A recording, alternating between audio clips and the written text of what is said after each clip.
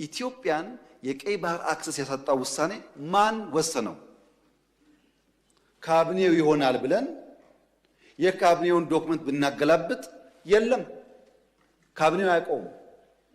አይ የለም ምክር ቤት ይሆናል የወሰነው ብለን ብንወስን ምክር ቤቱም አልነበረ፣ ምክር ቤት አያውቀውም ውሳኔው። የለም የኢትዮጵያ ሕዝብ በሪፈረንደም ወስኖ እንዳይሆን እንዳይባል ነበርን እኛም ያኔ። የኢትዮጵያ ሕዝብ ያልወሰነው ተወካዮቹ ያላዩት ቢያንስ ካስፈጻሚ ካቢኔ ያላየው ውሳኔ ማን ወሰነው?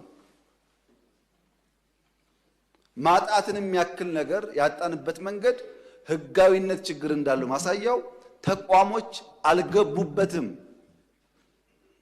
ካቢኔው አያውቀውም። አንድ ገጽ ወረቀት ማግኘት አልቻልንም። እንዴት እንዳጣ ነው የሚያስረዳ